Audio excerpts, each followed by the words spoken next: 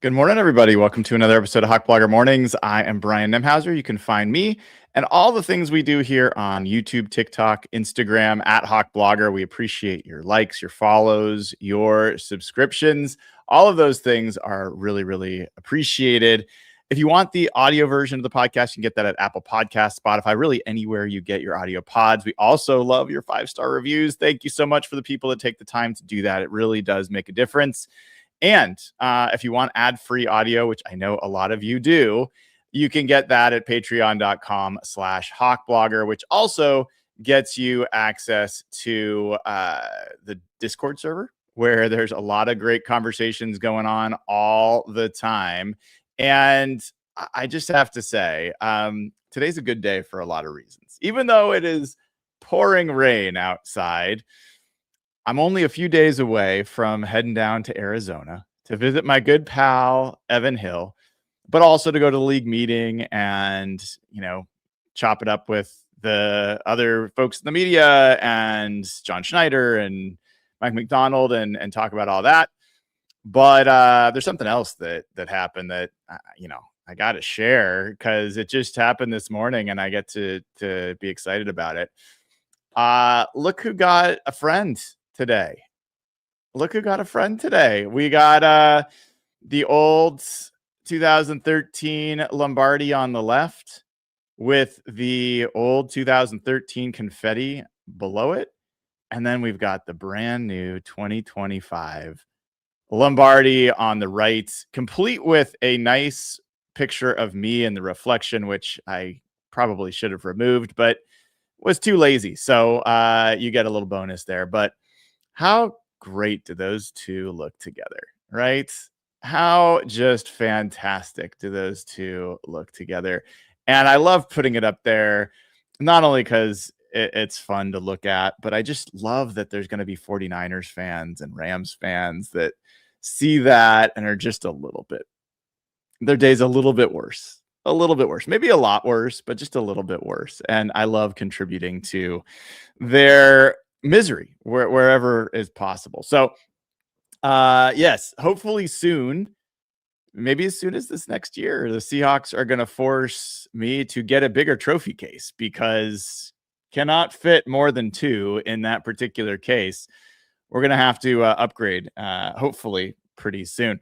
So I got a fun stuff for you today. In fact, we get our first ever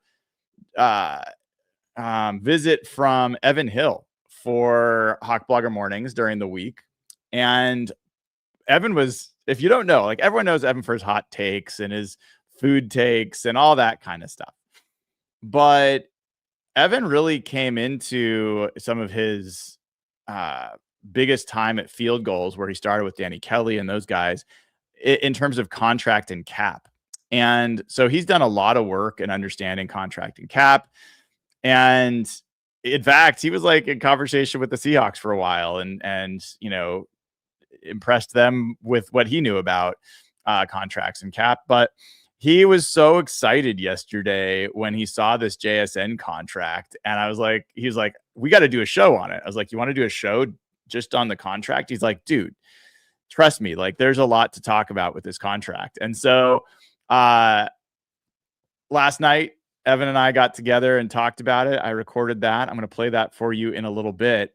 And sure as shit, like we talked about the contract for a long time and I could have talked longer about it. So we're going to go into that. But part of why this is, I think you'll hear in the conversation, why this is a notable moment, not just because you signed JSN, not just because he becomes, the highest APY receiver in the NFL.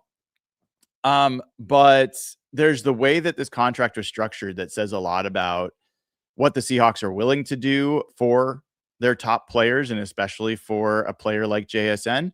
And there's also some really interesting implications about how the Seahawks are managing the cost of their receiver room over a number of different years. So Evan will talk about that.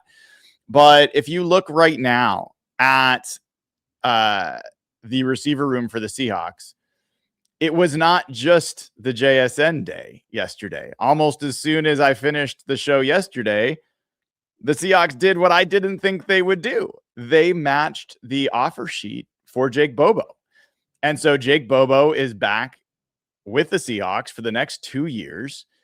And it's not super cheap. I mean, it cost more than the right of first refusal tender, at least in terms of guarantees. And the Seahawks kind of paid top dollar for a number 4 or 5 receiver, depending on how you think about it. And I look at the Jake Bobo signing, and I put this up on like a short and a reel across TikTok and Instagram and YouTube yesterday. So some of you might have already seen this, but I think the main reason that I can understand why the Seahawks would match that offer sheet for Jake Bobo is because they are looking not just at this year, but next year. And Cooper Kupp has kind of defined the quote power slot role. That's a term that I first heard from Matt Harmon of Reception Perception. Others certainly use it, but it's this notion of not like it used to be slot receivers or these little scat back, move around really fast, quickness guys. But Cooper Kupp is not that. Cooper Kupp is a great route runner, but he's also one of the best blocking receivers in the NFL. And so having this almost tight end level blocking with the ability to run great routes became kind of this power slot role.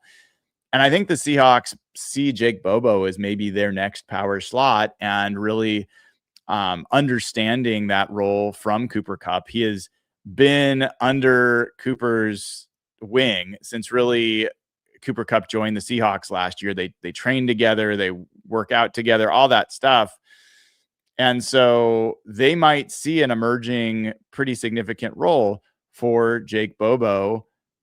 Maybe not as much this year, but the following year is a possibility. I also just think they love Jake Bobo. They respect him. I think they want him in the locker room. I think they want him as part of this team.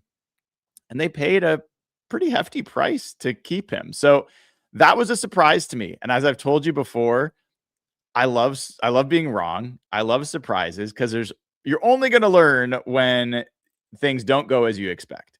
If everything happens the way you expect it to go, life's very boring and you're really not learning anything. So I am really curious, to figure out a little bit more about that. I'm also, when I talk to Jake the next time, I am going to be a little curious, was part of him and his fiance. I can't remember if they've already been married, but I think they're still engaged. But in any event, were they kind of dreaming about Florida beaches for a minute? Were they kind of hoping the Seahawks didn't match that offer sheet? I'm not going to ask Jake that on air, but I am curious if part of him was maybe disappointed that the Seahawks matched. I don't know. You just have to see it from the player perspective, where the guy had 2 catches last year, was barely targeted, and I think he believes he has a lot more to offer than that. So I do feel for Jake Bobo in that sense, but in the other sense, he just got a big payday. So congratulations to him. All in all, where does that leave the Seahawks receiver room? Well, this is a little bit flawed, and I will just say Spotrac is always a little bit flawed. But as of right now, the Seahawks have the number 1 most expensive wide receiver room in the NFL by average annual value of the contract, $83 million. $83 million dedicated to that position. The next closest is the Cincinnati Bengals at 77. So the Seahawks, the Seahawks clear that by quite a bit. After the Bengals, it's the Cowboys at 71. So you're talking about a pretty big spread pretty quickly when you're looking at this receiver. Number 4 is the Eagles at 67. So you go from 83 to 67 in 3 teams, right? So it's a big number. It's a big number. And I think a lot of folks, Jeff went on a rant about this before, there's been folks that are like, oh man, John Schneider's so cheap. John Schneider's just never been cheap. John Schneider has specific values that he associates with specific players at specific positions, and he sticks to those valuations. In this case, there was nothing keeping him from spending the money that he did on JSN. So with that, I wanted to play for you guys this conversation that I had with Evan Hill. This is from last night. So for folks that come in the middle of this conversation and they're wondering why we're not responding necessarily to questions, it's because this is pre-recorded. But in any event, this is a conversation with Evan Hill about this receiver room and about this JSN contract and why it's so big. So here we go. So we get to talk with Mr. Evan Hill this morning. I'm looking forward to catching up. It's been a while, my friend. I hope you're enjoying the off season. How's life? It is so well. So is this technically a version of Hawk Blogger Mornings? It is. The comments of people saying, please God, do not include Evan Hill in Hawk Blogger Mornings, they're going to be very upset this morning. They're going to be very upset. Those comments don't exist. I have not seen those comments. If they do exist, they're outside. You know, Jeff did his maiden voyage last week, doing his 2 solo shows. Did you watch any of those? I watched a little bit of it. It's very funny to see him do like a solo show. He gets into the groove of it, and it's just funny to watch him do it. I think over time he could. Is the plan to make him do that like more consistently? I'm curious. I didn't make him do anything. But no, I mean, honestly, any of you guys can do shows when you want. I assume most of you are like, I'll do the most minimum amount of shows I can do. But I think I wanted to set up a show of you and Grant Cohen, just the 2 of you. I think that would be I would enjoy. I would tune into that and just stand out of the way. Grant is one of my favorite reporters. Of the National Football League. He's a stud. But I'm curious on the Jeff thing, was it to get a round of golf in? Is that what you were doing? Oh, I was on vacation. Yeah, I wasn't going to do anything. So it was just going to be dead air. Like nothing was going to go on. And I just asked anybody in the crew that wanted to do a show. They're welcome to do one. There was a lot of votes in the crew for you to do a solo show, but you didn't respond. So I assumed that meant you were officially off season mode. Was this in the Twitter chat? Yes. Okay, I missed it. Yep, my fault.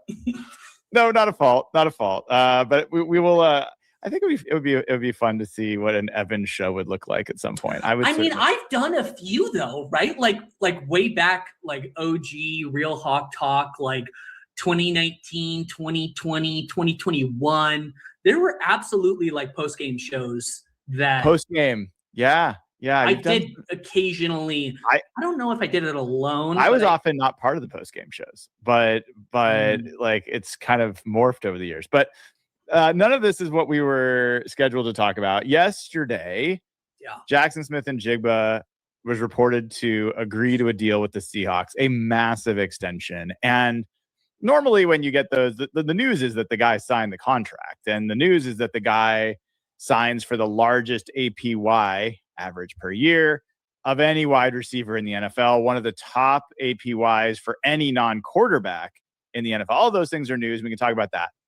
But the actual contract itself is kind of news this time, Evan. There's a lot of questions. What does this do to the Seahawks cap situation? What does it look like? What's different about this contract? So we're going to get into it because you're our cap guy.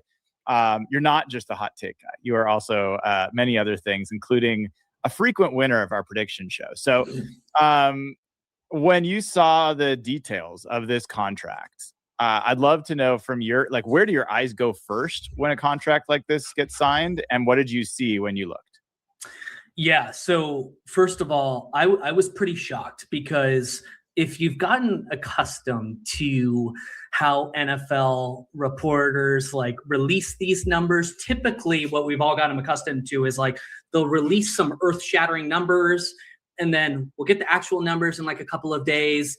And then it's like not as impressive. And it's really just kind of like puff money to make the agent look good, the player feel good about himself. Of course, hopefully you got a good deal, but like it's typically exaggerated to make all sides look very positive. This deal felt not just positive on the onset, but if you actually dig into the numbers, and we will here in a second, I actually think it's better behind the curtain for JSN than it is like on the surface, high level reported figures of $42.5 million a year. APY is, I think, what it came in at over an APY basis. But like, you know, where my head goes immediately when I see these deals is like, okay, so cash flow structure is like really, really important, because if you're like an NFL player, you're not thinking in terms of what's my cap number this year.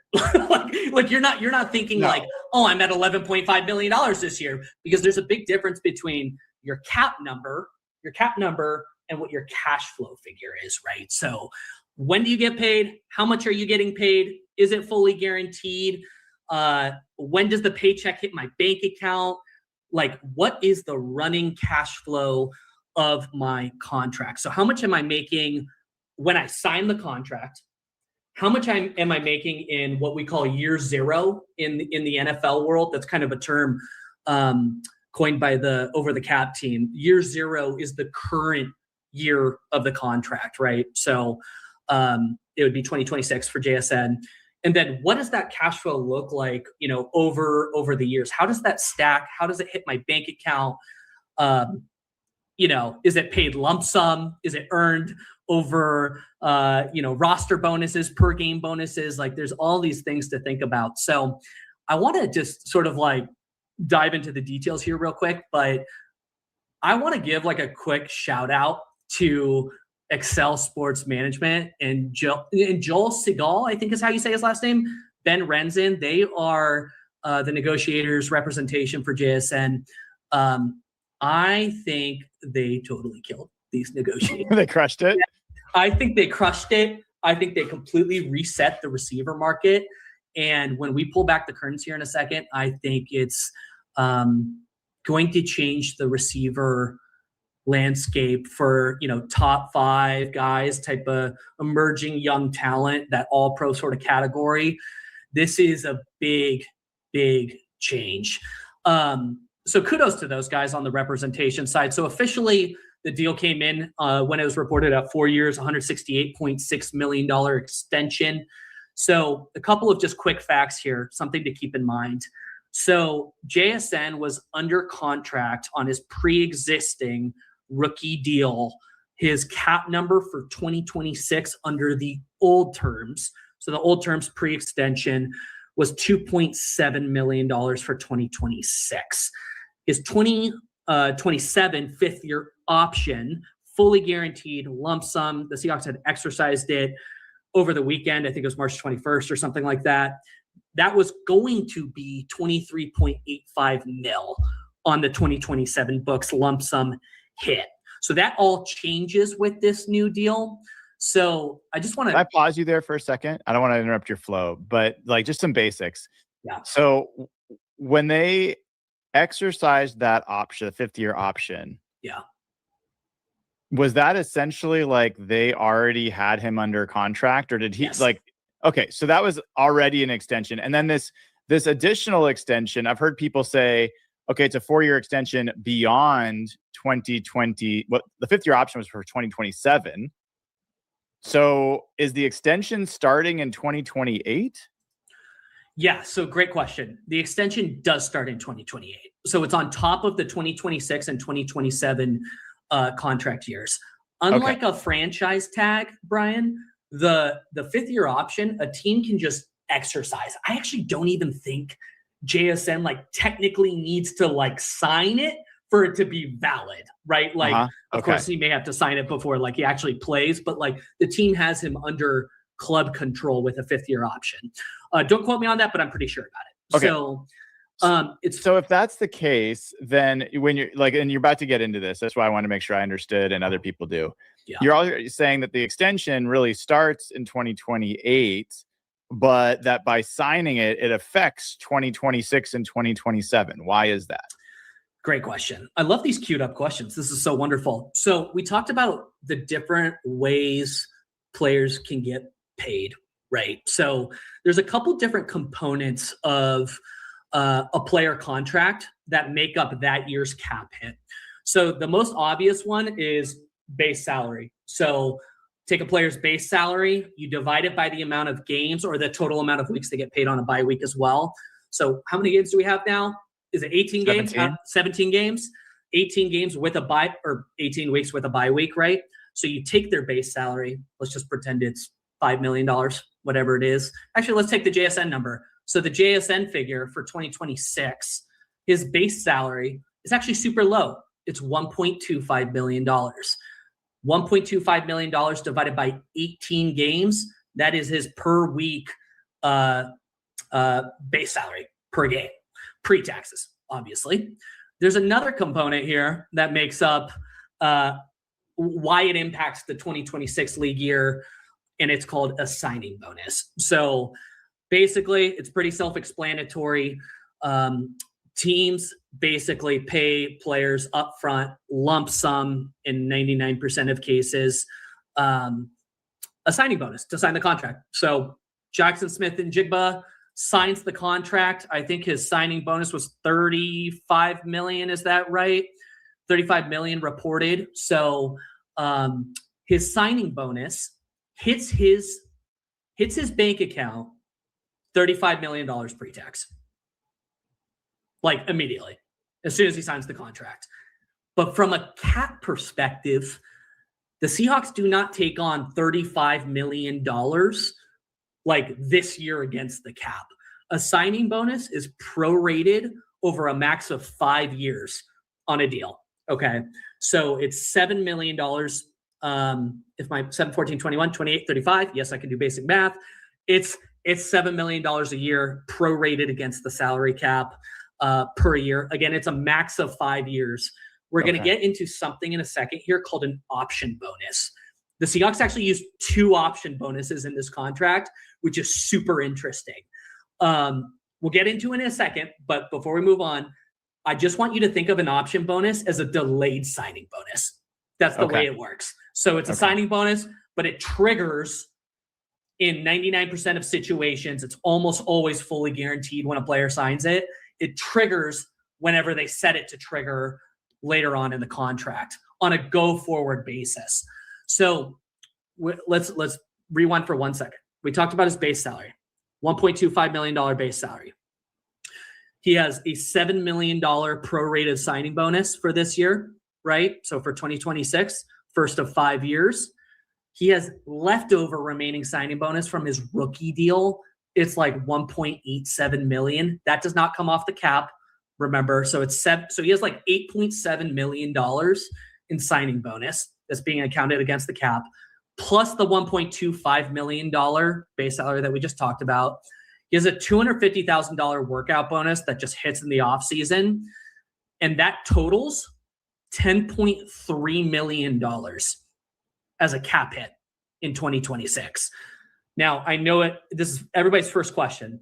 What is his cap hit this year, compared to what it was on the previous deal, right? So his cap hit is raising by about $6 million, I believe, ish, maybe 5.9, whatever, around that mark for 2026. But for 2027, remember that 5th-year option that we talked about? And shut me up if this isn't making sense, but that 5th-year option, the downside of those 5th-year options is they're fully guaranteed lump sum, all base salary. You can't prorate the signing bonus, right? Which is the lump sum cash up front for a player. They're not cap friendly 5th-year options, frankly. So they're typically placeholders till an extension is done. That's exactly what happened in this situation.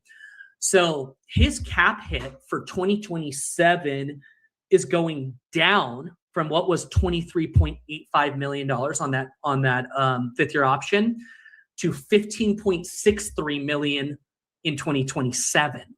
So he's actually, they're actually saving $8-9 million against the cap in 2027. Fun fact, I shared this with you guys in our chat because I was looking at some of their roster construction and how they've layered these contracts. Cooper Kupp, his cap hit this year in 2026, I think it was, what did I say? It was like 17 million or something like that. His cap hit this year, Cooper Kupp's cap hit, is higher than JSN's cap hit for either 2026 or 2027. Think about that. So Cooper Kupp most likely is not going to be a Seahawk, at least on his pre-existing contract in 2027. So he's going to be off the books. Rashid Shaheed will be in his second year of his deal. But basically, before JSN has a real material cap number that's 32.9 million in 2028, Rashid will be in the final year of his deal because he signed a 3-year deal with the Seahawks. Rashid might not even be playing on that 3rd year number. He most likely won't be, actually. If he does well here, if he's successful, he might be extended before that. So before JSN even has like a big cap number over what, $15.6 million, the other 2 receivers on this team who are currently making a sizable amount of money will not be, making similar cap hits for those years. So there's some staggering that the Seahawks are doing in terms of these receiver contracts, because when you look at like total average, annual value of how much money Seahawks are paying receivers, it's a lot of freaking money. Well, we're going to get to that in a second. I mean, that is also remarkable. But to your point, Rashid Shaheed just signed a big deal himself. His cap number for this year is 7 million. Yeah. JSN's is, as you said, 10.3 million. Cooper Kupp's is 17.5 million. Yeah. This year. So like, just for people that don't follow all the nitty gritty, from a cap perspective, Cooper Kupp is counting significantly more than double, what Rashid Shaheed is on the cap. Cash flow is a little different. Yeah. And one of the things that was interesting, Evan, as you talk, like the staggering is really important in terms of how the puzzle pieces fit together. But I had done some research on percentage, like to figure out the signing bonus, because that wasn't reported initially, to kind of predict what it would be. Mm-hmm. And if you look at some recent contracts, like the Nick Bosa contract that was for 170 million, the Justin Jefferson contract was 140 million, CeeDee Lamb 136 million, AJ Brown 96 million. Anyway, in a lot of cases, the signing bonus was like 30% of the total contract value. And it would have been like, the prediction would have been like $45 to $50 million signing bonus for JSN. Mm-hmm. So the fact that it's lower, it seems to me that that's where these option bonuses come into play, where the team's like, okay, we don't want to take that whole thing on right now. So we're going to kick the can down the road, and we're going to assume that the cap's going to go up, and we're going to take more of that hit later. Is that correct? You are right, but there's a second thing I would leverage here and just say to counteract the signing bonus component. So he has 2 option bonuses later in his deal. Just to go over that real quick. So his first option bonus, I believe, is 1824. I think is it another? Oh my God, is it another 30 million? It's another $30 million option bonus. So in 2027, holy crap, I'm just looking at this contract for the 2nd or 3rd time today. So in 2027, JSN gets another signing bonus. It's called an option bonus, but it functions the same way, for $30 million. Pre-tax, hits his bank account. But remember, that $30 million operates like a signing bonus again. So on a go-forward basis, I believe it's going to be $6 million a year, divided by, or 30 million divided by 5 years, which is $6 million a year, right? So prorated evenly over a max of 5 years is how a signing bonus hits the cap. So he gets a second signing bonus, his first option bonus, $30 million in 2027. That's crazy. He has a second final signing bonus. I've never seen the Seahawks do this. This is crazy. I believe it's $10 million in 2029. So there's like 3 signing bonuses that are stacking up here. And what this does functionally on a practical level is it makes it actually really hard to cut him. Because when you cut a player, what happens is, depending on when you cut him, the signing bonus, remember, the remaining signing bonus that's prorated over the cap in future years, it immediately typically accelerates against that year if you cut him as dead money. So it makes it prohibitively expensive to cut a player. It'll be super expensive. It'll be more expensive to have him not on the roster materially than have him on the roster. When looking at this contract, this is something I want people to remember. Assuming all goes well and assuming nothing crazy off the field, he's a wonderful guy. Like, I don't anticipate any issues at all. And by the way, from a receiver perspective, I love how humble he is. Like, this couldn't happen to a better person, a better player. I don't think you can even think about cutting him till 2030.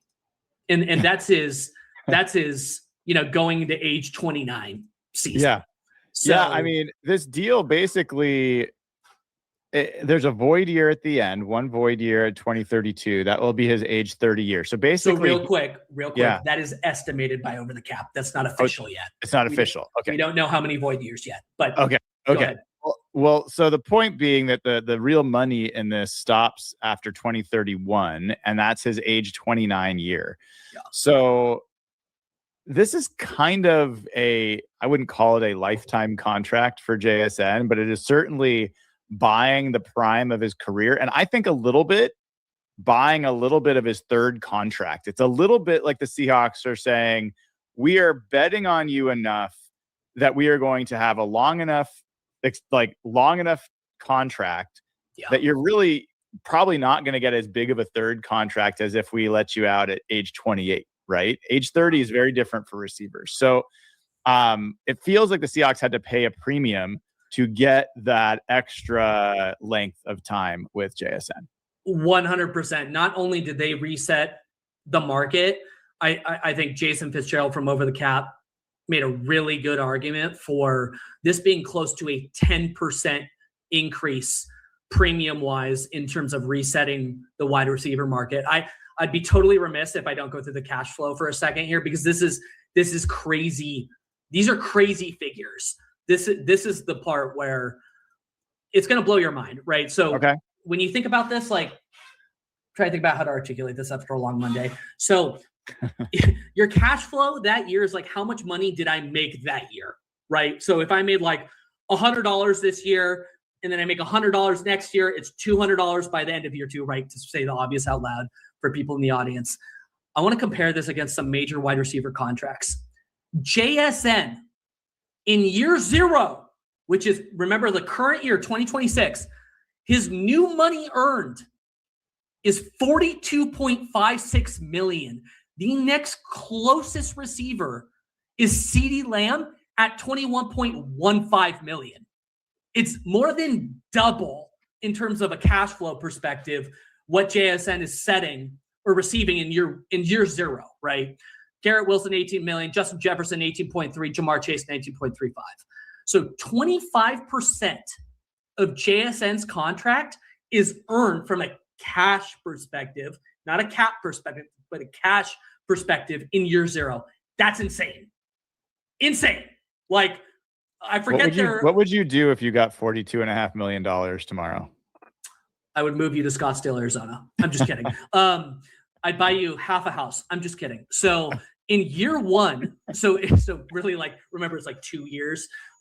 Year 1, which is 2027, he will have had a running cash flow total of $62.5 million. Next closest, Jamar Chase, 53.1. Justin Jefferson, 50.2. CeeDee Lamb, 49 million, Garrett Wilson, 42.5. Insane. So he's still leading the pack by a very, very wide margin, right?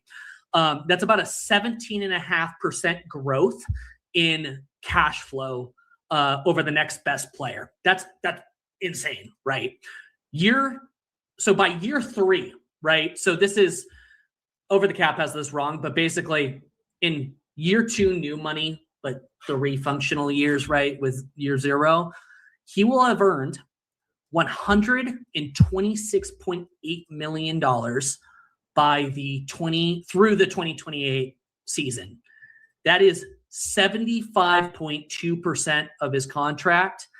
The next closest is it's Jamar Chase. Apologies. At 116 million is Justin Jefferson. Next at 106, CeeDee Lamb 104, and then Garrett Wilson 97.5. So in terms of like the first 3 years of his deal, he's averaging $42.3 million a year in cash flow.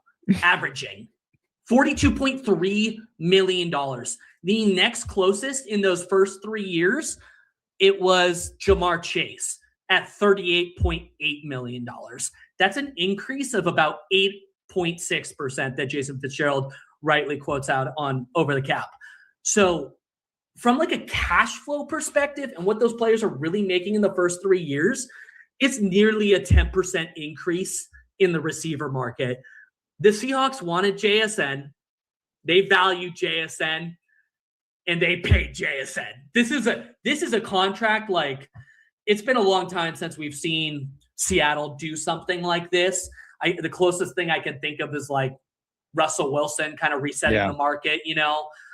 It's been probably like a decade since we've seen something like this. Maybe we'll see it again in a little bit with Devin Witherspoon, because I know I imagine something will be coming down the pipe there. But just to summarize, like, cash flow records sets major, he resets the market in major ways, nearly at a 10%, sort of rate. His cap number does increase by about, I think it was $6 million in 2026. 2027, his cap number goes down by roughly $8 million. His average cash flow over the first 3 years, like we just mentioned, around $42.3 million. And then the way they've structured these option bonuses, like, this dude is going to be making some serious cash, and I don't think he's cuttable till 2030. So that's my overview of the JSN deal. This is fantastic. And I mean, I'm looking at Over the Cap right now, and it's kind of, I have to admit, as someone who's not a big fan of paying receivers, it is cool to see a Seahawk at the top of the list. There's something cool about that for whatever reason, and specifically JSN. I think he's earned it. But as I look at these names, Jackson Smith-Njigba, Jamar Chase, Justin Jefferson, CeeDee Lamb, DK Metcalf, Garrett Wilson, AJ Brown, Amon-Ra St. Brown, on down the line. Yeah. Age-wise, JSN 24, Jamar Chase 26, Justin Jefferson 27, CeeDee Lamb 27, DK Metcalf 29, Garrett Wilson 26, AJ Brown 29, Amon-Ra St. Brown 27. You don't get to another 24-year-old receiver on this list or younger until you get to Travis Hunter, who was a rookie last year with the Jags, making $11.5 million, way down the list. So, like, this is also just notable in that JSN came into the league as a 21-year-old. And by age 23 was the offensive player of the year. And I went over it on the show yesterday that he's done things in terms of receiving yards and receptions that no other player has done in the first 3 years of their career before hitting the age of 24, other than Justin Jefferson. Yeah. So, like, he's earned it. To your point, Evan, he's been humble. He's done everything the team has asked of him. And if you're going to, like, reset a market for a guy, he's probably the guy you got to do it for. And, hopefully it messes with the Rams and Puka Nacua a little bit. I'm so glad you mentioned that, because that is like the highlight of this entire thing is, like, if you remember, like, Puka does not have a 5th-year option, right? Like, I forget which round he was drafted in, but was it the 5th round? Yeah. Oh my gosh. That annoys me. But you know what I mean? Like, Puka, let me put it this way. If I'm Puka Nacua, I'm not setting foot on the field this year without a new contract. There's no way I'm taking that risk. There's no way. They can pay me out. So the only thing I was going to say is, like, JSN, have a March 23rd, 2026, because you just reset the receiver market. You earned it. I think the guy's phenomenal. I love his personality. I love the player. Like, this could have happened to a more deserving guy, but there's one person who's probably happier than him today, and it's Puka. Because I'm not going to say his agents. Well, them too. Yeah. But it's going to be so interesting to see what Puka comes in at, because I think people are saying like he might barely edge out JSN. Like I could see that. I would make that case if I was him. No, I think it might go higher. I think it might be a few million higher. I could be totally wrong, but there's egos, I feel like, at least on Puka's side. So it's a wonderful deal for the Seahawks. Think about how Puka has shown up in the last 12 months versus how JSN has shown up. And like, I mean, maybe JSN will get a new cowboy hat, maybe he'll get some new like post-game outfits, but I'm not really that worried about JSN showing up on some streamer doing some anti-Semitic crap. Like that's just not who he is. He's got a really good head on his shoulders. Like it's just, when you look at the receiver landscape, it can come with bad vibes. Let's just be honest. Like it definitely can. Like Geno Smith is more of a, not saying Geno Smith is bad vibes, but Geno Smith has like more of a receiver personality than like JSN does. You know what I mean? Like it's rare to come across a personality like this at such a valuable position. So I'm just thrilled for him. I'm thrilled for the team, but I'll say this: kudos to his agents. They did a masterful job. Yeah, well said. All right, last thing, then we'll let you go. So the other thing I noticed when I was looking at the wide receiver contracts on Over the Cap is JSN's number 1, and then Rashid Shaheed and Cooper Kupp are right next to each other at like 29 and 30 on the list of AP by APY. So JSN is 42 million per year. Then Rashid Shaheed is 17, and then Cooper Kupp is 15. Again, this is APY, not cap hits, which we already went over. Sure. And then you scroll down, and you don't have to go that far to get to Jake Bobo, who just signed, like his restricted free agent matched his term sheet. So his number is 3. Well, right now it says 3.5. I think it's going to be different than that. But what did the Jags sign him for? Because I did not see the contract.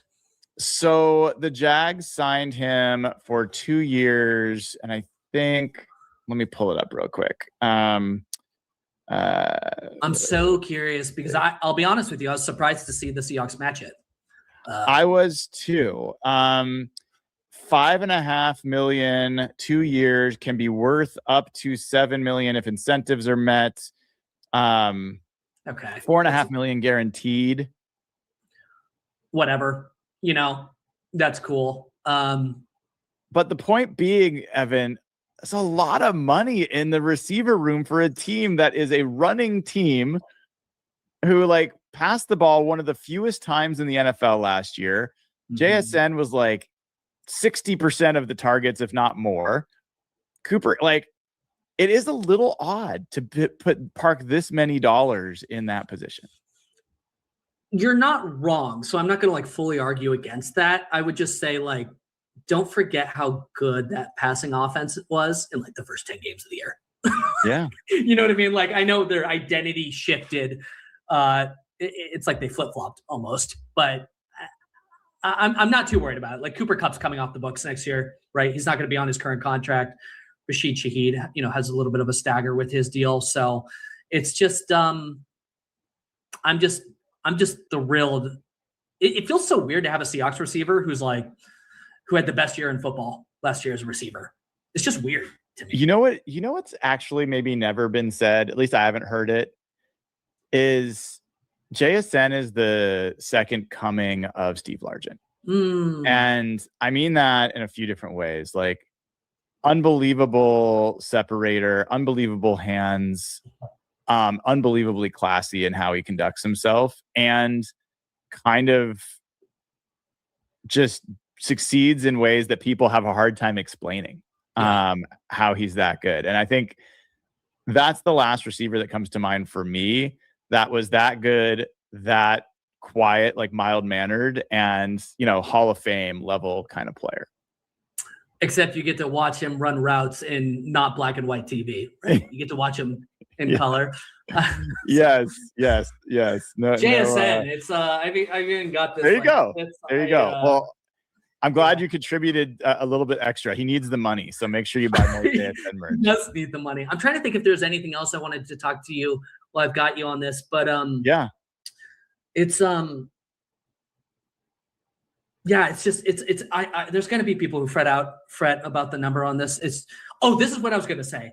The difference between like rewind to free agency, like what, 2 weeks ago, 3 weeks ago, I don't know when that happened. Life is a blur. Alec Pierce just signed for like, what was it, like high 20s? Yeah, something like that, right? 29, something like 29. That. Oh my gosh. Not a bad player. Just the receiver market scares me. But like the value, like I'd so much rather have like a JSN, a Jamar at 40 or whatever. It feels like the difference in that 10 million between like the middle tier of like high 20s and, you know, the top 5, like that feels like a massive stretch in talent to me. And I just like, this is worth it. This is not a problem. Like you had, you know, the offensive player of the year last year, you pay him. Yeah. Yeah. I'm with you. And it is just kind of astounding to think that a year ago now, we were having conversations about a lot of people saying the Seahawks got Cooper Kupp and JSN. They're both slot receivers. How can they function together? Mm-hmm. Who else is even in the room? They've traded away DK Metcalf. They only drafted a 5th-round receiver in Torrey Horton. Like, what's going on in that receiver room? And we were talking about it all the way into the season. Like, I don't know if this team's going to be dynamic enough, if they're going to be explosive enough. Yeah. And now you fast forward 12 months, he is the highest paid receiver. And as you just described in great detail, completely reset the receiver market. And you also added Rashid Shaheed to the mix, and Torrey Horton blew up, you know, and Cooper Kupp's still around. So it is amazing what a year does. Let me ask you this, Brian. What was your favorite JSN moment this year? Oh, dunking on the goalpost was pretty sweet. Beating Derek Stingley. Oh, good point.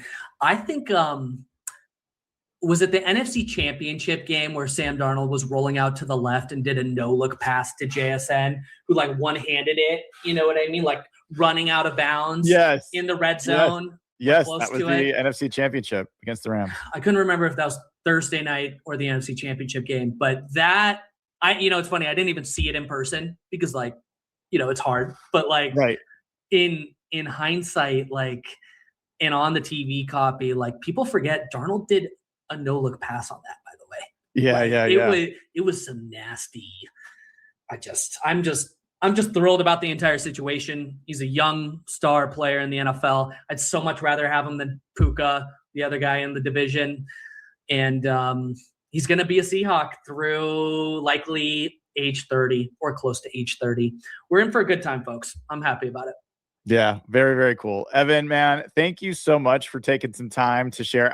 You know this stuff better than any of us. And I know a lot of people really appreciate getting your expertise. So, dude, I'm looking forward to seeing you in person later this week. So we're gonna devour some tacos. We're gonna crush some tacos, and yeah, it's gonna be great, dude.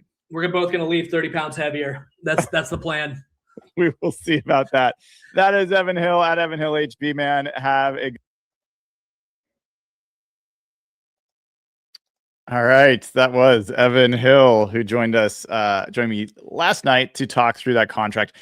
I thought that was fantastic. You know, I'm biased, but I learned a lot. And, you know, I kind of am a generalist when it comes to NFL and football. I know a good amount about a lot of things, but I didn't necessarily go super deep on some things like the cap. Like, I only have enough interest I want to know enough that I can have a strong, educated opinion on whether it is a smart way that a contract is structured or whether they spent in the right place, all that kind of stuff. But I don't really get that excited about contract law and, you know, all the ins and outs. I wouldn't have thought to look for option bonuses and stuff like that. So it's great to have someone like Evan who literally could see how excited he gets talking about contracts and what the Seahawks did here with JSN. And it is fascinating the way that it sets a different stage in where the Seahawks are with a 24-year-old superstar offensive player of the year who they've essentially locked up for the heart of his career. And now you just, you know, cross your fingers that you get the most out of that. But, every contract you sign, every extension you sign, every draft pick you make is a risk. Every single one. And I think as far as risks go, JSN, for who he is, for the type of player he is, for how he works, for how he succeeds, I think it's about as good of a bet as you can make. So, knocking on wood and all that good stuff, but really, really excited for him and excited for the team. As I kind of mentioned early in the show, first of all, if you haven't already, great time to give the show a like, click subscribe. If you haven't gone over to SimplySeattle.com, use promo code HawkBlogger15. That will get you 15% off of your next purchase of whatever Seattle sports gear you want to get, Seahawks, Mariners, others. Also, you can go and get my book, We Did Not Care, number 5 on the New York Times bestseller list. Can you believe that? You can get it at hawkblogger.com/book. And I keep getting nice notes from a lot of you that are receiving your books and really, really appreciate it. It means a lot to me. And I hope that the book is what you want it to be. That's kind of the goal. But as I was looking through the teams that have spent the most money, average annual value at least, on the wide receiver position, what are the teams that are on that list? Let's go through the top 10 teams, at least currently. This is before a Puka Nacua extension, before a George Pickens for Dallas extension, all that kind of stuff. Seattle's number 1. The Bengals are number 2. Now, the Bengals haven't been a very good team, but the offense has been pretty good. The offense, even with a bad offensive line, has been pretty good because you've got Joe Burrow and you've got Jamar Chase and T. Higgins. So at least from an offensive construction standpoint, I don't think it's been the worst thing that they've spent there. Dallas is number 3. The Eagles are number 4. The Lions are number 5. That's an interesting one, right? Like, the Lions are also a heavy running team. A lot of play action, a lot of under center. They asked the receivers to block quite a bit. They're number 5. And that is Amon-Ra St. Brown at over $30 million a year. Jameson Williams at $26 million a year. Isaac Tesla, who really broke out last year as a rookie. Like, all the rest of the guys they have are very low, but they have those 2 top guys in Amon-Ra St. Brown and Jameson Williams that make a big number. Then you've got the 49ers at number 6, and number 1 on that list is Brandon Ayuk at $30 million. From there, Mike Evans, Demarcus Robinson, Ricky Pearsall, like, it actually drops off quite a bit. Then you've got the Broncos at 7, the Steelers at 8, the Bills at 9. And so the interesting thing to me there is that's a lot of pretty good teams, right? Like the Seahawks, the Eagles, the Lions, the 49ers won 12 games. The Broncos were in the AFC Championship. The Steelers were in the playoffs. The Bills were in the playoffs. And it's kind of shocking they didn't make it to the Super Bowl, but they didn't. Now, the Bills is a little misleading because that is with DJ Moore, and they just added and extended him. So he wasn't with them last year, but I don't think it's going to hurt them to have him. So I am generally uncomfortable with allocating that much money to the wide receiver position. But as I look at this list, there's a decent correlation with teams that have pretty talented and expensive wide receiver rooms with teams that have pretty good offenses. So, take that for, whether it's real or not. I think that was a kind of a quick review of that aspect for me. I was going to do a little bit of a deep dive on cornerbacks. I don't think we're going to get all the way into it today. But I do want to maybe I'll just save this for tomorrow. I found a new website, and I'm going to try to get the guy who does it on the show. Just outstanding draft content. And we'll see if I can get that hooked up, and we'll go through the site with him. But I was able to dig through a lot of things quickly because how good this website is. One of the great things about the age that we're at right now, not age of how old you are, but the time in history we are, is that people are able to do independent coding projects in ways they couldn't before, and we're seeing all sorts of really, really cool independent projects pop up, and this is one of them. So I'll tease that for now, share more about it at latest, sometime this week. Hopefully I can get this guy on the show sooner rather than later, and we can go through some of that. What I will do before I wrap today, I will go through another mock draft. I will do another mock draft because we're going to try to do one pretty much every day going forward. It's going to help me, and it may or may not help you guys. I don't know. But I want to keep doing it, and I've finally started to get my appetite for draft content. It's been a while, but I'm finally there. So this is my draft from yesterday, which I really like still. I got to admit, I really like it. I know D'Angelo Pons is very small. I know he's an outlier, but I watch him play and I see Brian Branch. I see Devin Witherspoon. I see a smaller player who is just an absolute dog as a football player. I think he's going to make some team very happy to get him in the second round. Now, I also love pretty much all the rest of that draft. But let's do a new one. We're going to do the Seahawks again. We'll do 6 rounds again. Which big board do we get? Consensus. Let's do the consensus big board. I haven't done that yet. I'm curious. That's cool how we get to do that. All right, so we're going to start the draft. And here we go at 32. Colton Hood is there. Casey Concepcion, who's getting a lot of love. Still not my personal favorite receiver. And obviously the Seahawks are probably not going to go receiver first. Emmanuel Pregnon, to me, is a really appealing guard prospect. I would not hate it if the Seahawks took him with their first pick. I think he's a guy that could challenge for a starting spot. Jadarian Price is there, the halfback, if you want to go that direction. There are some other guys as well. I'm going to trade back again because I do like that, but we're not going to trade back. Trading back to 58 is way too far. So let's see if we can trade back to the Bengals. Let's go back 10 spots. We'll get...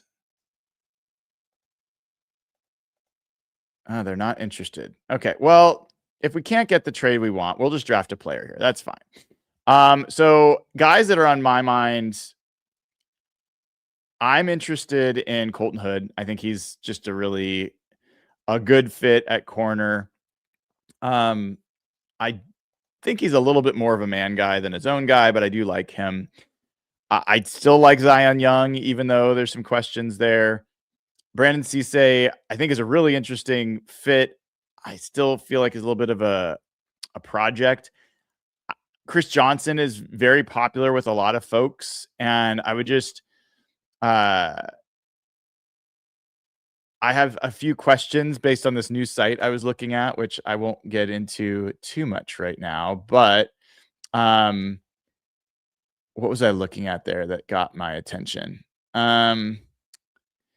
Yeah, this other site had him as a pretty low zone coverage corner. And I just really think that zone coverage is a pretty important aspect of playing cornerback in Mike Macdonald's defense. Let me look here I'm looking at this site I like. I promise I will share it soon. But I think, you could go with any of these guys. I'm going to go with Emmanuel Pregnon to have a little bit of competition in the interior line. And then we're going to be at 64.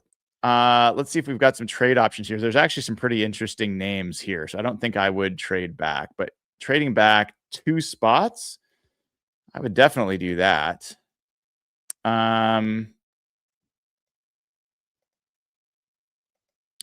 Well,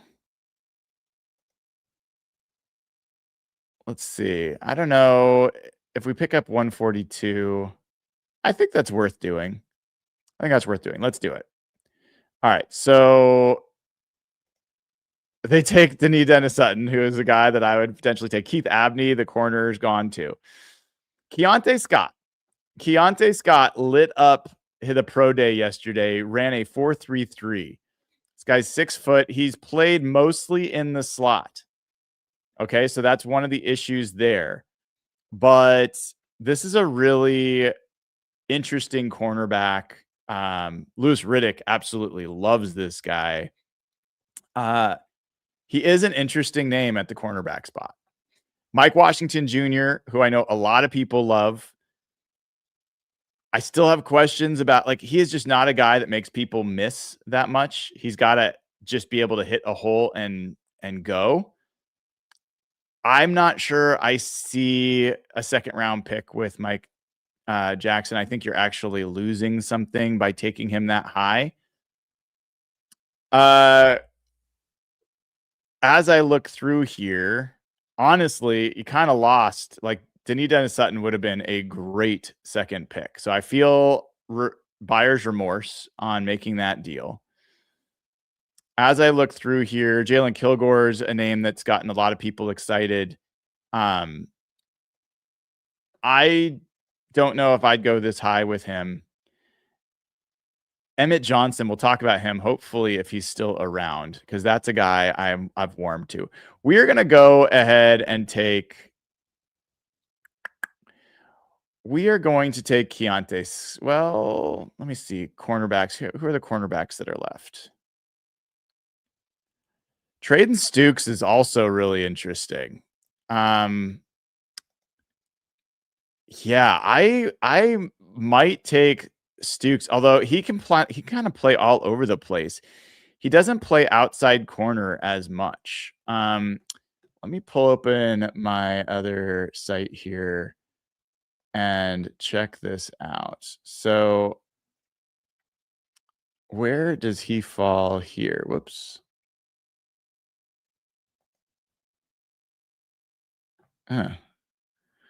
Didn't like what I was trying to do. So, oh well. Let me see if I can make it cornerback. And is it going to load? Okay. Do they have Stukes as a safety? He might have Stukes as a safety. Let me check safety.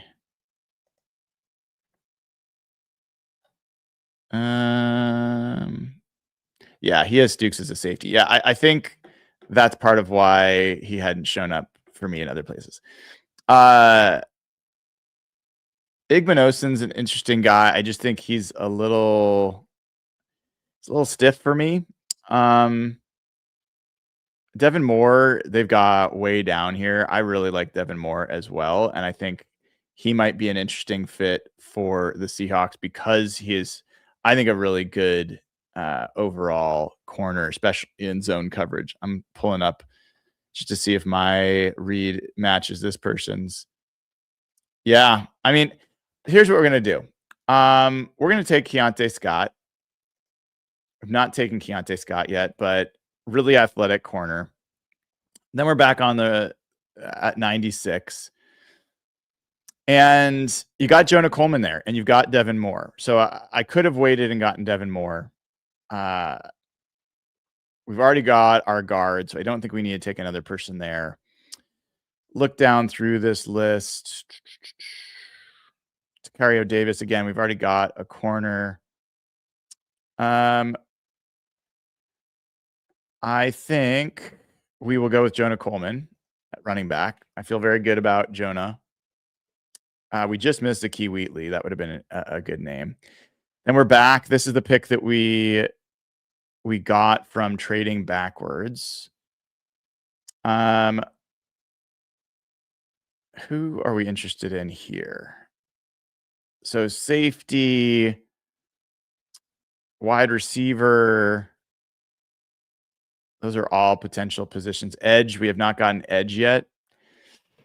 Yeah, not having an edge feels like a miss. Let's take a look at some of these edges. Max Llewellyn.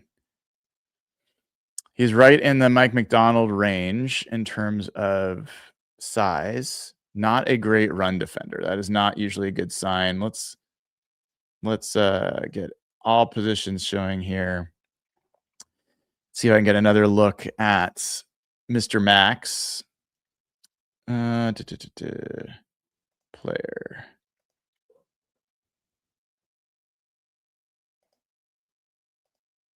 All right. Here is what do we got for Max? Edge.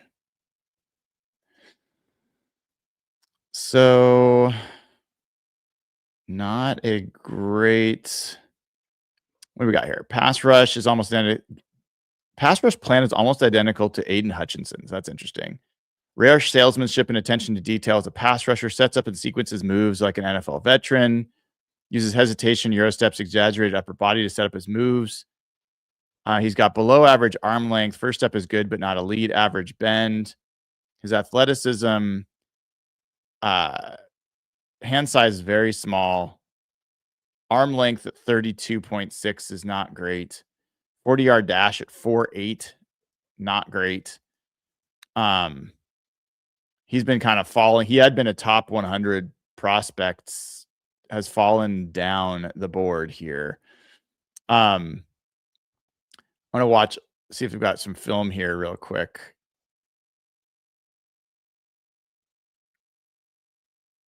Yeah, I don't know, man. I kind of like him.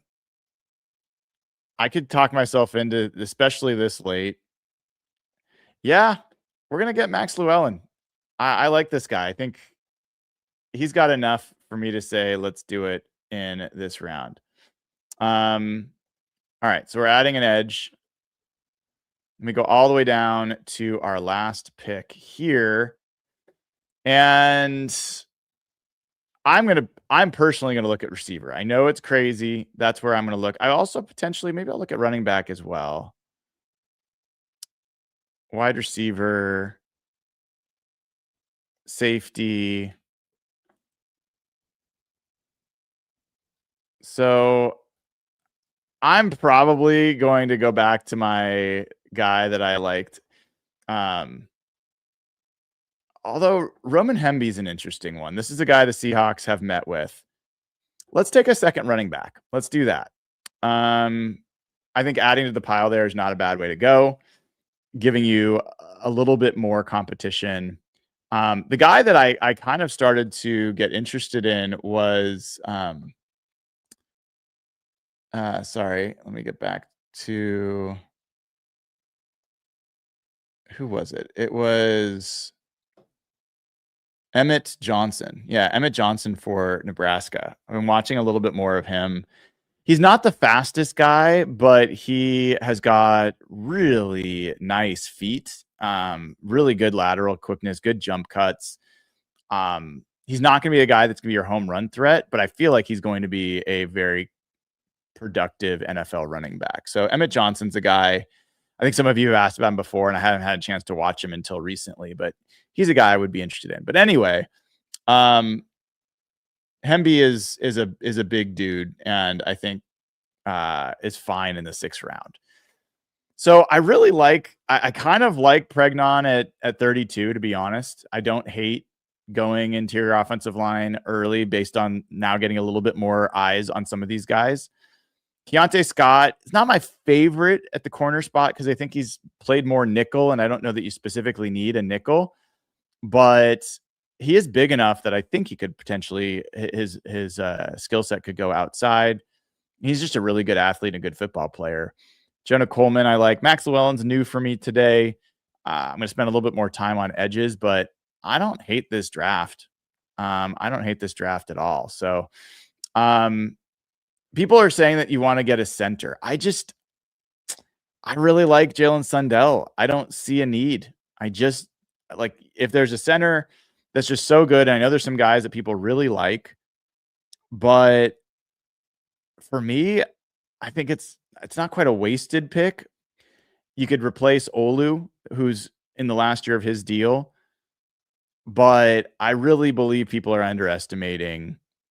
I think people are underestimating Jalen Sundell and how good he is and how good he's going to be. Okay. Well, that is all she wrote for this episode of Hawk Blogger Mornings. I'll be back tonight with Seahawks Collective at 5 o'clock. Annabelle Hasselback, Rob Staten, and Michael Sean Dugar. So I'll see you for that. And then we'll be back tomorrow with more. Until then, have a great rest of your day.